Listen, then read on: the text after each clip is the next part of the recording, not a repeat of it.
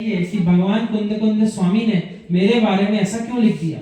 ये विचार करना चाहिए कि हे परमेश्वर इन परिणामों का अभाव मेरे अंदर कैसे हो, यानी ऐसा दृष्टांत दे दिया तो मैं कैसे समाप्त करूं इस प्रकार के भाव। ये भाव लाओ अपने अंदर, कोसना नहीं किसी को, ऐसा क्यों कह रहे पूर्वाचार्य। ये विचार करना कि यदि ये परिणाम मेरे हुए हैं तो इन परिणामों का बंध भी कैसा हुआ है। जब हुआ ही है, पूर्वाचार्य कह रहे हैं तो ठीक है, अब समय आ गया उन परिणामों को त्यागना है, उनसे बंद हुआ है मुझे, ऐसी भावना भाना चाहिए। वही जीव तो अपना कल्याण करेगा स्त्री पर्याय से। नारी पर्याय की प्राप्ति हुई और पर्याय जन्य मायाचारी परिणाम हमारा दूर नहीं हो पा रहा है, तो नारी पर्याय का बंध फिर हुआ कैसे आपको, ऐसा प्रश्न कर रहा है आचार्य। कि आपको यदि ऐसे ही लग रहा है कि ऐसा नहीं होता तो फिर प्रश्न है आपसे कि भैया फिर नारी पर्याय का बंध क्यों हो गया। इस पर बहुत गहरे में विचार आपको करना पड़ेगा। मित्र, अग्नि चाहे हवन कुंड की हो, अग्नि चाहे घर के चूल्हे की हो, पर अंगुली नहीं डालना पड़ती, अंगुली डालेंगे सो जल जाएगी। चाहे चंदन की लकड़ी की अग्नि हो, चाहे नीम की लकड़ी की, लेकिन अग्नि लगेगी तो उसमें शरीर को जलाने वाली तो सब अग्नि है। इसी प्रकार से जितने जीव धर्मात्मा है उनके मस्तिष्क में जो विषय झूलता रहता है उसको निकालना बहुत जरूरी है। यानी जन्माणी माँ को भी विराजमान जीव अपने अंतस्व कब कर पाएगा, जब अंदर से सारे प्रकार की कलुषता को बाहर करेगा। जितने अंशों में कलुषता को समाप्त किया उतने ही अंशों में भगवती माँ जन्माणी विराजमान होगी, और जितने अंशों में कषाय जनित परिणाम विराजमान है उस स्थान पर जन्माणी माँ की स्थान हो ही नहीं सकता। दोनों में से कोई एक रह सकते हैं, एक मयान में दोनों तलवार नहीं हो सकती। इसलिए जितना अधिक हो सके कालुष्य जन्य परिणाम अपने अंतस से निकालो, और जितना सुंदर अपन अध्ययन करेंगे वो सब सुंदर सुंदर चिंतन अंदर स्थिर हो जाएगा।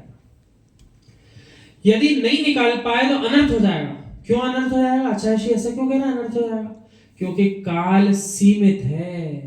काल क्या है, किसके पास कितना काल किसी को पता है क्या? कि कितने घंटे, कितने दिन, कितने साल अपने पास बचे, किसी को कोई हिसाब किताब नहीं है।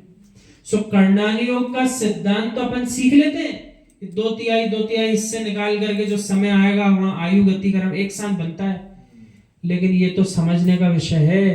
किसी को पता कहां है कि कुल मिलाकर आयु है कितनी, और आयु पता चले तब तो उसके 2/3 1/3 वाले हिस्से कर पाए वो बेचारा। मानो कि कोई जीव आया, उसकी आयु मान लीजिए 75 वर्ष 86 दिन 78 मिनट आदि आदि इस प्रकार जोड़ लो, 12-13 सेकंड और कुछ समय।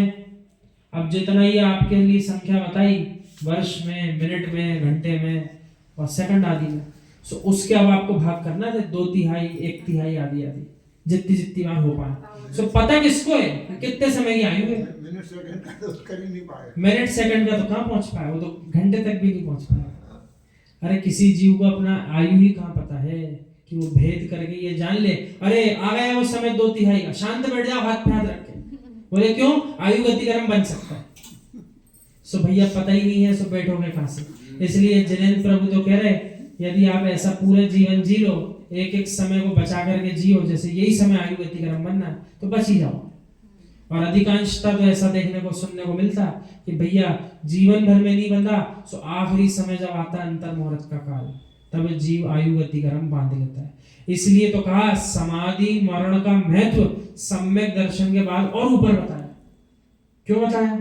उसके ऊपर भी विचार करो।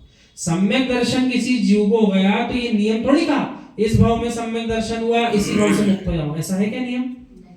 कोई शाश्वत नियम नहीं।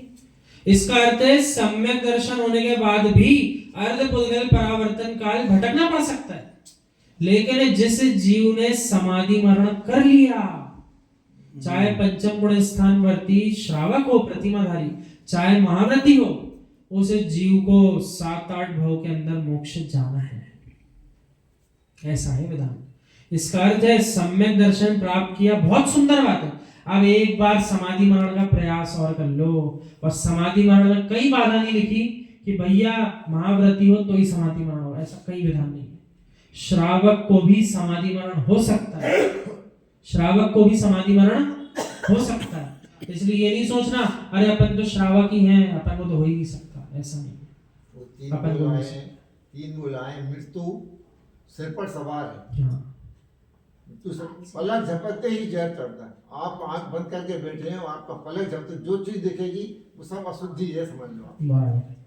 भटकाने की काम हो रहा है ना उससे, सही बात।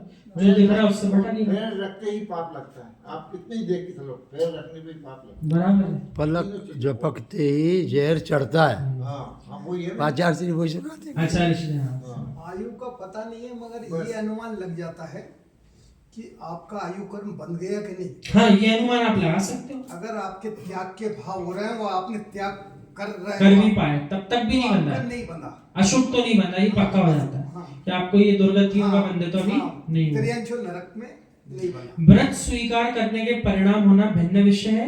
व्रत को स्वीकार जिस क्षण तक किया है, माना कि किसी जीव ने 80 वर्ष की आयु में स्वीकार किया, लेकिन यदि उसने भावपूर्वक स्वीकार कर लिया है, इसका ये पक्का मतलब है उस 80 वर्ष की आयु तक जितनी उसने